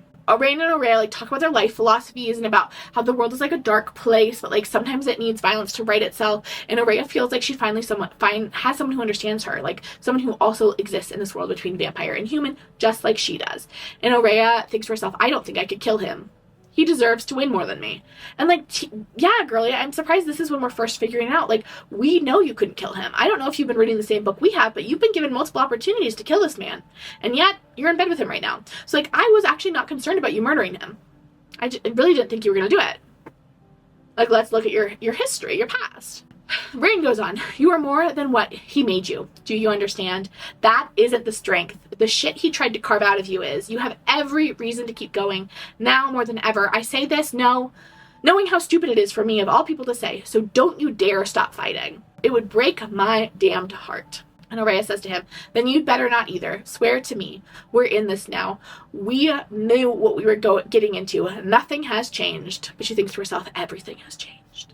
Rain says to her, deal. If we fight, then we fight to the end. Whatever end that may be. Whoever's blood needs to spill to win it. And the sun is setting as night falls. And it is time for the final trial, the new moon trial. Angelica's looking particularly cranky this morning. Maybe it is her blood curse, or maybe it's the fact that her BFF, Ivan, is dead. Either way, she's in a bad mood. Ibrahim's wings are like literally just like limp and useless, hanging behind him, covered in burns. So that's bad news for him. They go to the door and enter the arena. Before they cross into the arena, Aurea grabs Rain's hand and just squeezes for like one quick second before they enter. As soon as they enter, the Aurea looks around and realizes the stands are packed in the arena. I had to leave my pink desk for just a quick second. It'll be back here. But I needed to make room for these three gorgeous little ladies and gentlemen. Stands are packed. She's in a little section off of the arena all by herself in a little enclosure. And she's with three figures, one of whom is shooting fire at her. And they are supposed to represent gods. The final trial is supposed to represent Nyaxia's ultimate rise to power. In a fit of rage and grief over her husband's death, she had turned upon her former brothers and sisters. She had fought her way through all 12 gods in the White Pantheon, and she had won. And so Aurea is trying to fight off these gods. She's running as the goddess is shooting arrows at her. And then we find out who these three gods are. So we have Ix, the goddess of fertility, who has roses for eyeballs. Kind of fun. Atraxis, who is god of the sun. This is the god that Mish was devoted to. And he has like fire magic. And then we have the Phoebe Bridgers looking fellow, the skeleton man, playing the guitar, named Kajmar, who is the god of art, beauty, seduction, and music. He's a busy guy. And he's singing a little ditty that paralyzes Aurea with sound every time he sings. And so Aurea knows she's going to have to kill him first, so the music doesn't like freeze her up, because it's going to be annoying if she's trying to kill another one and she gets frozen with the music. Aurea realizes that this guy is actually the corpse of the Rishon man Rain had killed the first night of the trial. And so she can't just like stab him to kill him because he's already dead. These are like reanimated corpses, essentially. Meanwhile, Atraxis is also still shooting his flames at her, filling the arena with fire. Aurea realizes that there's something like in this Kajmar's throat that is making him like sing, and she needs to take him apart in order to get at that. So she cuts off his head and then reaches into his throat to like get rid of that thing, and it works. And then she takes the head and she chucks the head at Ix. And Atraxis is again filling the arena with fire. Aurea is then able to go over to Ix. She cuts Ix's hands off and takes her bow and arrow and then shoots Atraxis, covering that arrow in Nightfire. This is able to knock out his magic as well. So she's able to get rid of all three of them, and then she heads through the door. As she heads through the door, she's in this part of the arena that is empty. Beyond, there's 4 doors, 2 of them still closed. Vincent is in the stands, and Aurea immediately spots him. And Vincent is clearly nervous and worried for her. She like thought after their big fight he would see her as the enemy. She thought like King Vincent would be the one who was here today. But after that fight, he still looks like so vulnerable. After our fight, I'd expected to see Vincent the King here. I saw him look at me as a threat that night, even if it was only for a few seconds. And once Vincent saw a threat, he never saw anything else. And yes, this man still had all the trappings of Vincent the wartime king. The visible wings, the exposed air mark, the crown perched over his brow. But those wings were pulled in tight, as if his nerves had tied his muscles in knots. The exposed mark seemed less of a show of strength, and more like his heart was open and vulnerable. And his face, he looked at me like he felt every stab, every burn, every wound on my skin. I was so ready to hate him. I wanted to hate him. I could hate Vincent the King, who had slaughtered whatever family I had left, who had overseen the torture of my people, who had relentlessly killed and destroyed. But how could I hate Vincent, my father, who looked at me that way? My anger made everything certain and easy. My love made everything complicated and difficult. Oh my gosh, it's the best part. It's the best part in this book. If you got rid of the Aurea-Vincent relationship in this book, it would be literally nothing. Like, I love Aurea and Rain. They're so much fun. They're so delightful. But, like, it's not the star of the show. It's not the star of the show. Anyway, before she can really contemplate Vincent and like what he's up to, Abraham shoots at her with an arrow, and she's able to dodge it only because Vincent kind of like glances back and she like tracks his eyes and she sees the arrow. Abraham's trying to ready another arrow, but he's like in really rough shape. He is ripped up. He is bleeding from some injury that Aurea can't see. He has like broken limbs. One of his eyes is missing, and Aurea approaches him, and the crowd starts laughing at him as he fumbles to load another arrow. His hands like shaking too badly for him to like wield this bow and arrow. And Abraham looks up at Aurea as she like approaches him, and he says to her, "You pity me." And Aurea shakes her head. Abraham had fought hard and fought well. They were the same in so many ways, had learned to fight twice as hard to make up for everything they weren't. Abraham slumps over, and Aurea says to him, "No, don't stop. Fuck them. Don't let them mock you. Give me a fair fight and I will give you a fair death, Abraham." And he grabs his sword. He can barely support the weight of it. He is like so injured, but he gives it everything he can. But Aurea pretty quickly is able to best him, and before she strikes the killing blow, he says to her, "I'm glad it was you." Ugh. Rest in peace, Abraham. I loved him. He was so fun. And another door opens and it's Rain. His leathers are completely shredded and he's soaking wet. Aurea's like, he must have had the sea goddess to fight. But Aurea's like really relieved to see him, but that relief only lasts like half a second because then Angelica comes through the door. And this last piece of the trial is just essentially a fight to the death. And Angelica goes straight for Aurea. She is so much stronger than Aurea, but Aurea's faster. And Aurea's trying to like use her Nightfire, but Angelica just like keeps attacking her. She doesn't even have a moment to like gather herself. And Rain is helping, but like not really. I like don't understand how Rain and Aurea, 2 against 1, are not able to get rid of like defeat Angelica, because we're told that Rain and Angelica are like a pretty even match. Like, Rain, what are you doing, my friend? My bestie boy. He's like helping, but not really. And then Angelica cuts through her shoulder, and she's like above Aurea, ready to like strike the killing blow and kill her. And Angelica says to Aurea, "You did good, human. Better than I expected. It's been a pleasure." But then Aurea looks past Angelica to Rain, and he is looking past her to someone in the crowd. And then Rain nods at someone. Aurea's like, okay, whatever. And she's like trying to gather up her last bits of strength because she knows she's going to die fighting. And then Angelica looks up to the stands, and her blood magic slips. It was what was like holding Aurea down, and it slips. And then Aurea is able to engulf them in Nightfire and stabs Angelica in the chest. And Angelica doesn't even like try to block the blow. And then Angelica looks dead at the eyes at Aurea and says, "Good luck." And then she slumps over and dies. And Aurea is like, that was kind of weird. But now it's only Rain and Aurea left in the ring. And Aurea is ready to drop her weapons, but then Rain looks at her. And she remembers that promise from the morning to never stop fighting. Truly, where are some poison berries when you would need them? They should have pulled a Cactus Apida. Like, I don't understand why they're like, well, we have no choice, but like, could we at least explore another option where we're like, hey, we're going to be co-victors. We'll discuss a gift and we'll ask together from Nyaxia. Why did they even try that? They were like, I guess you have to fight to the death. No one even told you that. At no point did anyone say to me, these two are going to have to fight to the death. They just like kind of decided. They're like, we're the last two, only one of us can win. We have to fight to the death. I really feel like we could have found a loophole in this. You know, I do really think where are some poison berries when we need them. I just don't think this was the only choice, but they do. And they start fighting each other. Neither of them are like really having fun. Both of them hate hurting the other, both like flinching as they like wound the other. And Aurea says to Rain, "You're holding back." And Rain says to her, "So are you."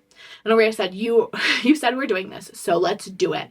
And Rain comes at her with his Asteris.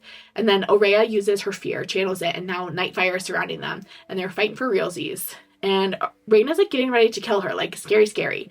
And Aurea lets out a roar of rage, not at Rain, but at the world.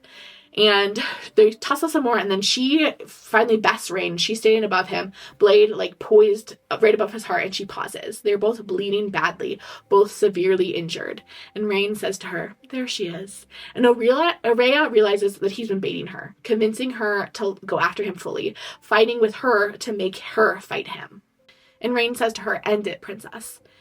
And Aurea doesn't know what happens next. Either the sword slips or Rain pulls it towards himself, or maybe Aurea's vampire heart wins out in the end. But the sword slides straight into his chest, straight into his heart, and Rain is dead.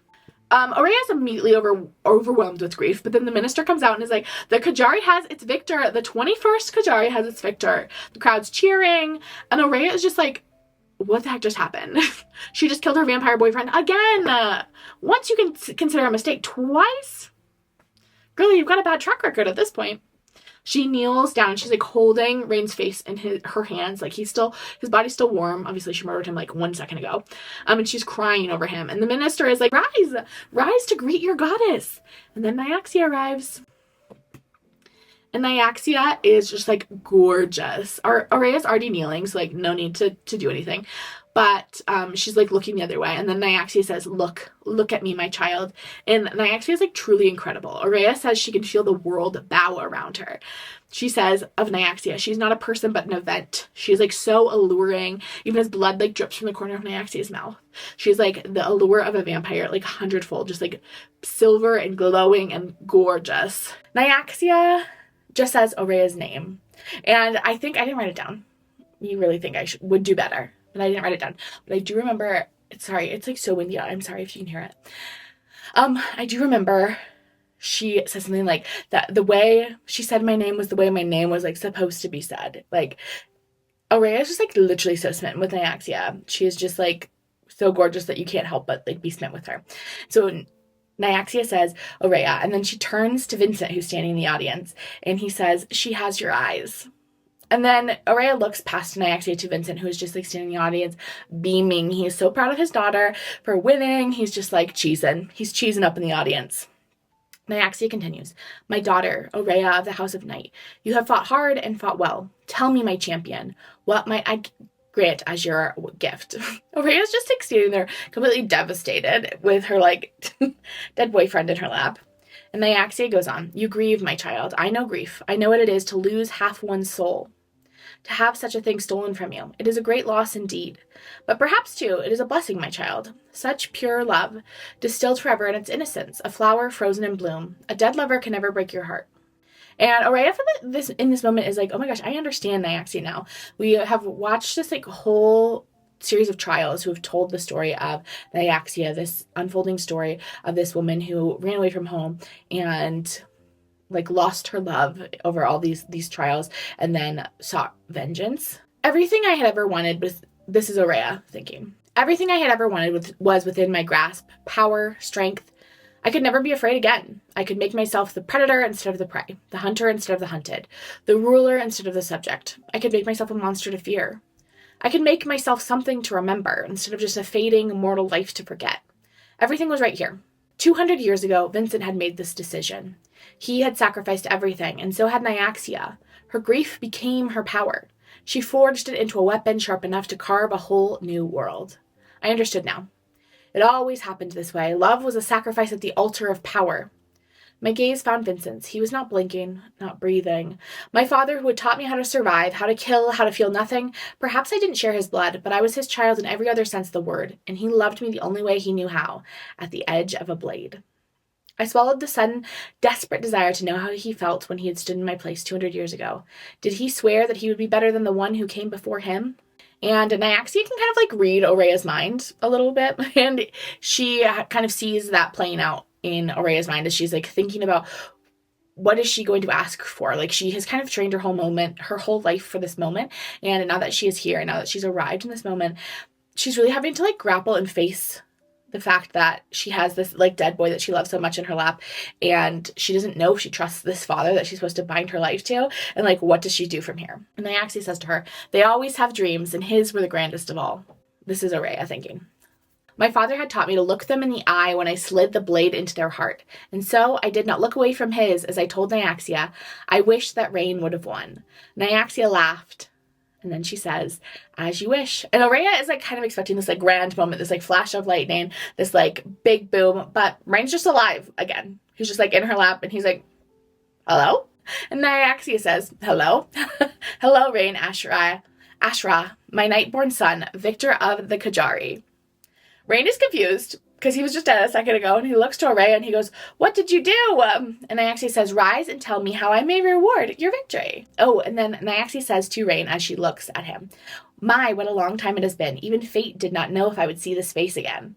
And Rain says, likewise, lady. And Vincent is not looking thrilled in the background. He's looking upset. And Nyaxia is amused. Nyaxia is finding this a good time. She probably gets bored up there. She wants some human shenanigans to keep her entertained. And this is entertaining. She loves the dramatics. Aurea knows something is up. Aurea knows something is about to go down because Nyaxia is like too giddy about this. Like she's too excited. And Nyaxia is like, tell me, son, what is your prize? And Aurea sees Septimus in the crowd looking like really pleased with himself. And she's like, that's kind of, that doesn't make me feel good. Rain says, 200 years ago, you came to this place and granted the winner of the Kajari a wish. You sealed away the power of the Rishon Nightborn King. I wish for that power, my lady. I wish for it to be restored to the Rishon airline. I wish for it to be restored to me. And Nyaxia is like, okay, I wondered when this might happen. Your wish is granted, Rain. Turned heir to the Rishon King. Congratulations on your victory. And Rain looks over at Aurea like really apologetically. He's like, sorry. Ooh, sorry. Ooh. And then Rain has air marks. They're like mostly on his back actually, but for our purposes, they're going to be on his front because I don't have fan art of his back. I probably could find it, but like, here he is. And he has like red wingtips and he has like this huge display of like moons and constellations and stuff on his back. But it's bad news. And the Hajj spectators are fleeing the arena. They're like, whoop, this seems like things are going ugly. And then soldiers wearing red and white, which is the colors of the House of Blood, start flooding into the stadium. And Vincent's in the air already, sword drawn. And Aurea is running towards Vincent's balcony. She's going to go try to help her dad. Unfortunately, someone grabs her, and they're holding her back, and Rain and Vincent are fighting, and Vincent is, like, the best fighter ever, as we know, but now Rain is just, like, so powerful. Like, Rain was always a good fighter, but, like, now he also has the power to back it up, and there's, like, these flashes of light and darkness as they battle with their Asteris power, and, like, now 2 people are holding Aurea back, and then 3. And Rain says, you don't even know who I am, do you? We met 200 years ago, the day you took power and opened a river of blood in the city, the day you slaughtered your own family and killed every Rishon man, woman, or child, or anyone you thought had a sliver of a chance of taking the Rishon airline. Well, you missed one. And Aurea, as she's watching this, realizes that she's about to watch her father die. Like, there's no way that Rain in this moment is going to lose. Like, he is just too powerful. And she's, again, trying to pull away, and more people are, like, trying to hold her back. Vincent leans in to whisper something to Rain, and Rain looks back at Aurea and mouths the words, look away. Aurea obviously doesn't look away and watches as Rain, like, kills Vincent, essentially. Vincent falls to the arena floor. Aurea is able to finally break free. She rushes over to him. He's still alive, barely. Vincent grabs for her hand, and he says to her, I'm so sorry, my little serpent. I was going to tell you. And Aurea is, like, crying and shaking her head, and she just, like, is able to get out the word stop. And she doesn't mean, like, stop talking. I mean, part of that is that, but also she's just, like, stop dying, like, just, like, overwhelmed at the horror of the situation that her boyfriend that she just raised from the dead now just killed her dad. That's kind of crazy and upsetting. And Vincent says to her, I love you. I loved you from the first moment. So many mistakes in the end, but never you. Did I cry? I'm not crying now because I'm a brave, tough girl.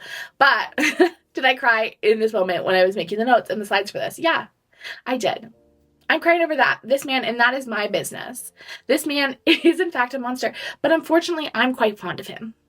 Anyway, Aurea is very upset that her dad is dead and was just murdered by her boyfriend.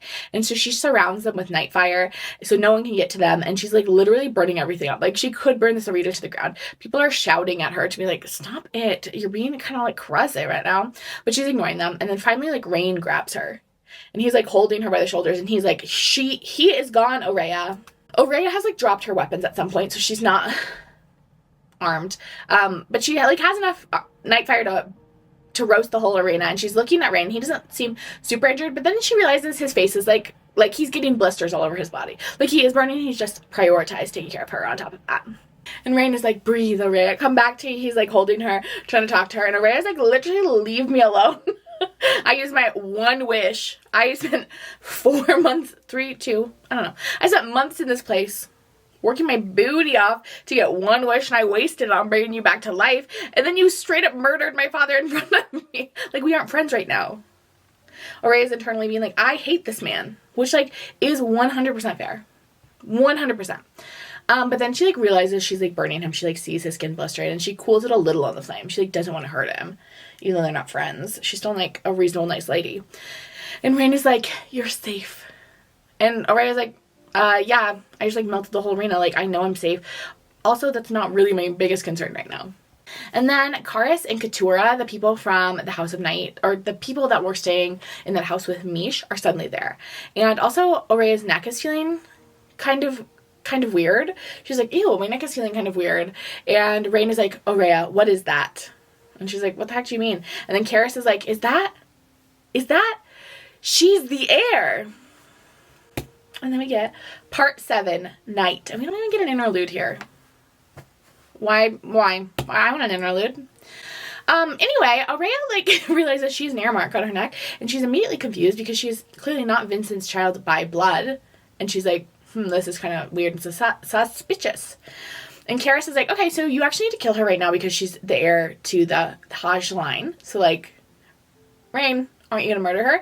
And Rain is like, no, I have better plans for her. I took Vincent's kingdom. I took his life. I took his title. And now I will take his daughter. I will make her my wife, keep her close where I can keep an eye on her. And everyone is, like, looking around being like, we did just see you guys be, like, really romantic, like, 30 seconds ago. Also, she did save her life, save your life with her one wish. And also, you, like, bargained to save her life with Septimus. We'll talk about it later. But, like, you're not tricking us, Rain. And Rain is like, okay, let me escalate this a little bit. He says, I will make sure it hurts when I heard, just like it did when he, our queen 200 years ago. We self-censored that. That line is vile. I don't think YouTube would like it, and also I don't like saying it out loud. And Aurea is immediately also gets the ick from this, as you should. This is like the reddest of red flags. This is the blood red flag. Actually, get out of there. Black flag? Is it black flag worse than red flag? I think in terms of ocean currents it is. This line is upsetting. I kept picturing, no, we can't, like, hold our fantasy heroes and heroines to the same standards as we would in a normal romance, or even in real, certainly not in real life. But, like, I kept picturing, like, Aurea, like, calling, like a podcast or someone who, like, gives relationship advice and being like, hi, so, I used my, like, one wish from the Kajari to bring my boyfriend back to life, and then he immediately murdered my father, and, like, that's okay, like, I kind of understand how that happened, but right afterwards, he said he was going to assault me, and I just, like, can't get over that. What do you guys think I should do? And then being like, run, girl. Run, get out of there. Rain is going to explain himself in 30 seconds and be like, I had to save your life. But that came out too easily, I think. Like, you thought of that too quick. You were just dead, like, 1 minute ago, and now you're already coming up with this? I don't know. It's concerning. It's concerning a little bit. Anyway, Aurea is, like, very torn. She doesn't know which version of Rain to believe. I mean, like, probably the one who let you murder him in order to, like, save your life. But, like, whatever, it's a hard day. Like, you think through that. Again, that line was pretty upsetting. I think everyone here can agree. And the soldiers are listening, and they're still not, like, 100% convinced. The second line was, like, pretty convincing. They're like, that is a pretty vile thing to say if you do love this girl. If you like her at all, that is not a nice thing to say. But Rain keeps going. He says, actually, I probably should say some more to really convince these guys that I hate this girl. Think of how much more interesting than death for her. There can be no Hajj heir as long as she lives, and I'd happily make her my little slave forever, just as Vincent was happy to make the Rishon his. And then he gestured towards Vincent's dead body, and he says, maybe I'll even prop him up so he can attend his daughter's wedding. And this is enough to convince everyone except Katura, who keeps her sword out. She's like, I'm still maybe gonna stab this girl. Then Rain sends everyone away. He's like, bye guys, go reclaim your kingdom. I'll take care of this girl, who I clearly do not love and clearly hate because of all the really mean things I said to her. And Aurea starts to fight him, but he's, like, too powerful, and he just is, like, dragging her across the arena. And as soon as they're out of earshot of everyone, he's like, I am so sorry I had to say all that, Aurea. And Aurea's like, I literally hate your guts. Actually, the thing is, I literally hate you, so don't even worry about it. And then Rain uses his magic to put her to sleep, and that's the last thing she hears before she passes out, is this. There she is. Ew, now's not the time for you to get cute, Rain. Not the time. That's gross, okay? Keep it to yourself. You are taking her prisoner. I understand it's for her own good, but, like, we don't need to get flirty and cute right now. You murdered her dad literally seconds ago. You probably still have his blood on you. So let's cool our jets. Cool the flirting for a second. You know, sometimes you need to turn the flirting off. There could have been another way. Just like there could have been another way in the trial itself, I feel like there could have been another way in this moment in which Rain was like, hey, I'm the king. Don't kill her. I say so. Like, fine, set up in a marriage. Like, I think that actually is, like, probably a smart move. But also, like, we know another heir is going to pop up as soon as we murder this girly. So, like, wouldn't it be better to have, like, a human girly that we, like, keep control over rather than, like, some random vampire we don't know where and we don't know how much power they'll have access to? Like, it's smarter to keep her alive. Like, I don't think we needed to threaten the threats we threatened. I just think that was kind of unnecessary, and it was upsetting. Aurelia wakes up back in her room. She's in her PJs. Her weapons and leathers are gone. She's healed, but she still has, like, some marks from her fight, and her air mark is still there. Right on her neck. She's, like, looking at it in the mirror, and she's like, this is so crazy weird. Then Rain comes into her room, and she starts attacking him. She doesn't have any weapons available to her, as we just mentioned, so she's just going at him with her, like, fingernails and her teeth. That's, like, witch girl behavior, Iron Teeth behavior, man unapproved. Rain then grabs her and, like, pins her to the bed and is like, calm down, Aurelia, I'm not gonna, and Aurelia bites him. Slay. Rain is like, I have so much to explain to you. If you'll just stop fighting me, Aurelia, let me explain. And Aurealia's like, why would I stop fighting? To make it easier for you? I don't want to. And Rain's like, I said what I had to say to save your life. Okay. Aurealia's thinking about how she had saved Rain's life and then he literally murdered her dad. She's like, remember how I saved your life? And then you murdered my dad. So, I don't know. We seem kind of, like, as a general rule in this relationship, like, ungrateful for saving each other's lives, so. And then Rain is like, if I let you go, do you promise not to attack me? And Aurealia's like, maybe. I mean, I'll try not to attack you, but, like, no promises. Rain says, I made sure to remove everything that could be used as a weapon from this room. And Aurealia's like, I will find something, I'm sure. I, like, could literally smother you with a pillow. I could hit you in the head with a chunk of this bed frame. Like, you can't have found literally everything. If I'm in a bedroom, there's stuff, you know? And then Aurelia, like, backs away. Rain lets go of Aurelia. Aurelia, like, backs away. And it reminds her of the first time that they were together and, like, trying to train together, and she wouldn't let him get close to her. And she wonders if he's, like, thinking of the same thing. And then Rain says to her, how? And Aurealia's like, actually, you first. And Rain says, I never lied to you. Everything I told you was the truth. There was just more. And Aurealia's like, yeah, obviously. The man who turned me was King Neculi Viserys. The day Vincent won the Kajari, I arranged for Vincent to get the keys to the stronghold, handed over everything he needed to destroy the kingdom in exchange for the safety of innocents. He never saw me, never even knew my name. I left all the innocents behind, trusting Vincent's word, including Nessanin, and we know how that worked out. Rain goes on to explain that he was, like, really far from everything by the time the Airmark appeared, and he hadn't really considered it a possibility because he was turned, not born, but in the absence of a born heir, apparently a turned one counted. Rain is like, I didn't want a part of it, like, I didn't want to rule. I didn't want the mark, I didn't want the crown. He, like, burns the mark off of him, explains that, like, he never planned to come back to this castle, never planned to do anything until Mish. And Aurelia says, so the Kajari was to you what it was to Vincent, a path to steal the crown. And Rain says, yes. Aurelia says, and me, was that what I was too? And Rain is like, no, absolutely not. I mean, like, initially. And Aurelia like, I don't believe you. And Rain is like, what do you want me to tell you? That I didn't choose you as an ally because of your relationship with Vincent? Yes, I did. And everything else I told you was true too. That I thought it would be easy to kill you after. That I would learn from you and then get rid of you after the half moon. And it would all be easy. As if I shouldn't have known from the minute you stabbed me that nothing would be easy with you. Maybe that is why I picked you too. Because right away, I liked you, princess. I was curious about you. You reminded me of me. Someone different. After a few hundred years, everyone seems the same. Not you. Not from that first night. So no part of that was a lie, Aurelia. Trust me, it would be simpler if it was. And then Rain goes on to explain kind of the deal with Septimus. He had worked with Septimus to gain soldiers. There were, like, not enough, or Septimus offered his soldiers. Rain was kind of worried that there wouldn't be enough Rishon to kind of support this movement. So just because they killed Vincent and Rain is, like, the one technically in power, that doesn't mean that they could rule a kingdom. There's, like, still obviously military forces that they would have to contend with. The Hajj have been, like, systematically getting rid of the Rishon, so there's not as many. It's unclear how Septimus found out who Rain was. Suspicious behavior from Septimus. And initially Rain had said no and, like, denied Septimus's request. But then the Rishon attack on the palace meant that Vincent killed so many of the Rishon, they didn't have a choice. There was not enough Rishon men left to kind of, like, support a military movement. And he, like, kind of floats the idea that perhaps Septimus set up that attack to make it look like the Rishon were, you know, performing this terrorist act in order to kind of, like, put that into motion. And then the whole Angelica situation, that final trial where Angelica was, like, fighting Aurelia and then she suddenly just stopped and Aurelia was able to kill her, was because Rain finally agreed to Septimus's bargain. That was that little nod that happened in the arena. Then Rain says to her, I was ready to let it all go for you. Do you know that, Aurea? I was ready to let my kingdom fall for you. You should have let me stay dead. Okay, I really don't love this energy. Like, honestly, either side of it. Like, I feel like you're being really waffly, Rain. One, I don't know if we can blame her for not letting you stay dead when you didn't tell her any information. Like, that was nice of her, actually. Please don't blame her for that. Also, it's kind of annoying that you were gonna just, like, let this kingdom fall for Aurea, this girlie that you've known for, like, a month. I just feel like Aelin Galathynius, my metric for, like, good leader, would never.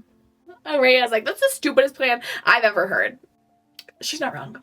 And Rain says, desperate men do desperate things, and I believed in you, Aurea. I believed if you had won, you would seize power in your own way and make things better. Why?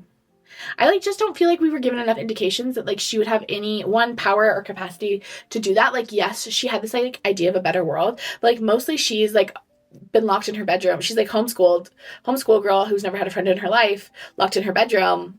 I just don't know how we thought she was gonna, like, suddenly be tied to Vincent, so unable to knock this man out, like, unable to get him to, like, remove him from power, and was gonna take over the world. Like, Rain, that just doesn't make sense. Just say you didn't want to kill her, because that's the truth. You did not care about making the world better in that moment. You just couldn't kill her, and that is okay. It's okay. You don't have to be good at murdering people, especially your girlfriends. Aurea can kill her significant others because she's tougher than you. And then Aurea, like, is, like, touching her air mark because they still feel weird on her throat. And Rain is like, did you know that you were the heir? And Aurea's like, no, it must be a mistake. I'm just a human. But then she thinks back to Vincent's words. It was never going to be you. You are not like them. And Aurea's like, you've smelled me. You've tasted me. You would know if I wasn't human, right? And Rain is like, I would, but maybe you're only, like, half human. Like, you do taste a little different. I just thought it was because of how I felt about you. But, like, it might actually be because you're a little vampire. Half human. That would make Vincent Aurea's biological father. I do not know how we made this huge leap. We leapt from one building to another. I might be half vampire. My blood tastes slightly weird. I must be Vincent's biological child. And I guess the implication being, like, if she's the heir, like, she must have a biological connection. But I just don't know if that we can really assume that's true. I just don't know if we can assume that's true because Rain didn't have a biological connection to the king before him, right? He had this, like, turned connection, this, like, adopted son, sort of. And I would say Aurea's, like Vincent was, as she said, besides biological, was her father in every single way. And if Vincent didn't have biological children, which we're not giving an indication that he does, like, why wouldn't Aurea be his heir? Honestly, even if he has, like, bastard children out there, I still think Aurea could be his heir. She does have Vincent's eyes. So that, I feel like, is a mark in the biological category. Aurea's like, it can't be. He found me. And Rain is like, why was he there that night? And Aurea says, it was a rebellion. It was just luck. But this would kind of answer the question that Rain had about why Vincent was afraid of her. Because, like, if Aurea, by rights, would be, like, the heir to this Hajj line, there was nothing more dangerous than that. Like, inheritance is a dangerous business in the vampire world. And Aurea thinks to herself, why wouldn't he just kill me? Because he loved her. And Rain is like, don't even worry, we'll get you answers after the wedding. And Aurea's like, I'm literally not marrying you. Who do you think you are? And Rain is like, yes, you are. And Aurea's like, no, I'm not. And Rain is like, it's the only way I can keep you alive. If you are not my wife, you are my enemy. And I cannot justify letting you go. And Aurea says, what you are is a hypocrite. You were so appalled by Vincent's bonding, but yet you're willing to tie me to you in this way. She looks out the city, and the sky is, like, red. The world is in terror. There's just, like, it's just war out there as the Hajj run from these, like, Rishon and House of Blood soldiers. Scary, scary business out there. And she says to Rain, good thing you killed that tyrant. Everything looks so much more peaceful out there now. Hilarious. Rain says, think about this. Power is a bloody business. You know that as well as I do. We have teeth, you and I. Now is the time to use them. We'll rip apart this world that subjugated both of us, and from the ashes, we'll build something new. And there is no one I would rather have at my side, beside me, to do that with than you, Aurea. No one. And when I leave this room and come back with a priestess, you will marry me. You will do it because I cannot kill you. I've tried. I can't. A world without you would be a dark and depressing place. And I've already inflicted enough pain without committing that fucking injustice too. So let me save you. Aurea says, is this you begging me to save myself? What if I refuse? Just like Nezanin did. Rain says, you won't, because you are smarter than her. You have more than a dream. You have a vision. And then Rain kisses her on the forehead and then leaves the room to get the priestess. Again, I just don't think, I mean, like, this marriage makes a little more sense than what was happening in the arena itself, but I just don't think this is the only choice. I do think it actually makes more sense to keep her alive, because if she's alive, they know where the Hajj heir is. Like, just keep her in a dungeon. Like, it doesn't make sense to kill her, because then it's like an unknown heir out there somewhere in the world. Silly goofy boy. They do get married. Aurea does consider jumping out the window briefly, but she doesn't, which is very brave and strong and tough of her. Aurea has literally never seen a wedding ceremony before, so the act itself is, like, foreign to her, but they, like, cut open their palms and drink a little of each other's blood and then say their vows. Oh, Rain goes first. Aurea of the Nightborn, he murmured. I give you my body. I give you my blood. I give you my soul. I give you my heart. From this night until the end of nights, from daybreak until our days are broken. Your soul is my soul. Your heart is my heart. Your pain is my pain. I bind myself to you. And Aurea thinks to herself, I wanted it to be a lie, but it was not a lie. She's like, Rain is truly in love with me, which is a bummer because I do hate his guts. She kind of loves him a little bit too. She's confused in her feelings. She's still mad about the whole killing her dad thing. Aurea knows that, like, Rain is deeply in love with her, and Aurea goes to say her vows, but she, like, can't say the line about giving Rain her heart. Like, she's unwilling to give her heart to this boy who's caused so much problems. And the priestess is like, you have to say the words of the wedding, and Rain is like, she doesn't, it's fine. And so they, like, finish the wedding ceremony without her saying that line. And then Rain is, like, hanging out in her room after the wedding's over, and Aurea is like, hey, if you're waiting for me to invite you to our wedding bed to consummate our marriage, you're out of luck. Like, literally not happening. I would like to be alone. Could you get out? And Rain does leave. So shortly after Aurea falls asleep, she wakes up to Jessamine tapping on the glass. And she's, like, so excited to see Jessamine. She's like, oh my gosh, yay. She goes to unlock the window, or she goes to the window, it's locked, but, like, it's a pretty fragile lock, and she's able to just, like, kind of, like, break it. And she invites Jessamine inside, but there's, like, a barrier that Jessamine can't get through. And so they have to talk through the window. But Jessamine is flying, obviously. Jessamine says, I can't stay, but I couldn't leave without seeing you first. Are you all right? And Aurea is like, yeah, I'm fine. And Jessamine is like, he's gone. May the mother guide him home. And Aurea is like, I don't know if we really would invoke Nyaxia in this moment. She's kind of the worst, actually. She's kind of, like, loves a little bit of drama just for funsies. Jessamine goes on. I don't have much time. The military is waiting for me beyond the walls. Whatever's left of the military anyway. And Aurea asks, how many are left? And Jessamine says, I don't know, but it's not good, Your Highness. And Aurea jolts at that word. And Jessamine says, let me make one thing very clear. I respected Vincent as my king and as my leader, but he does not hold my loyalty. The Hajj clan holds my loyalty until the day that I die.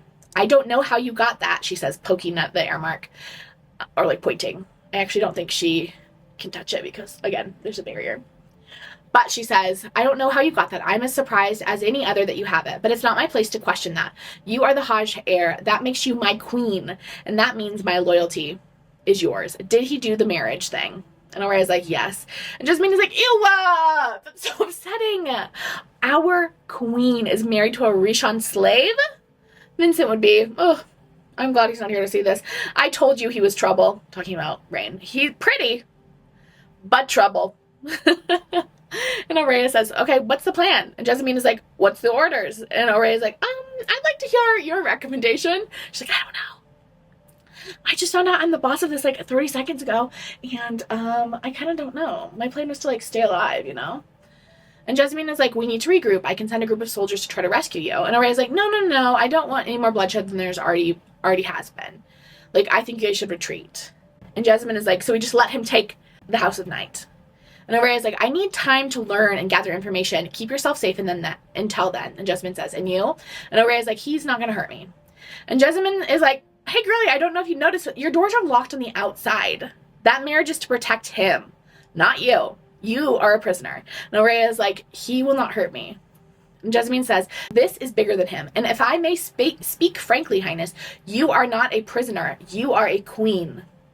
And then Jessamine lifts her shirt to show Aurea a scar on her stomach. And she says, I was bound to a man who sought to control me once, too. I nearly gave my life to break that bond. But I am free now. I could free you. And Aurea is like, we will get me free. Don't worry. I don't intend to lead anyone into a battle that I'm not sure that I can win. I do not intend to fight for the sake of fighting. The world knows me as human. They're not going to be ready to accept me as a queen. Like, we have to put some things in a row before we just, like, launch into this. And Jessamine says, if you want to fight for this house, we are ready. I won't pretend that it won't be easy.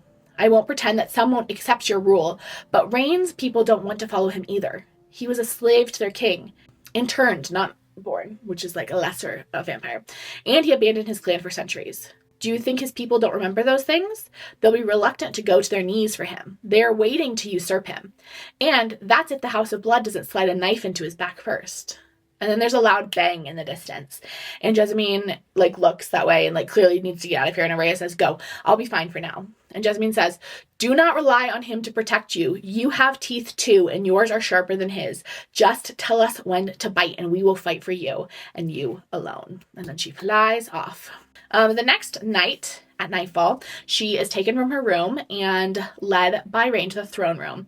Her door has 4 locks on it, and Araya looks at the 4 locks and is like, how flattering. And Rain goes, I know better than to underestimate you. And Araya's like, where are we going? And Rain's like, to work, obviously.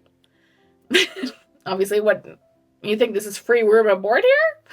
And Araya's like, aren't I your prisoner? Normally you don't bring your prisoner to, political meetings. And Rain is like, no, you're not my prisoner. You're my queen.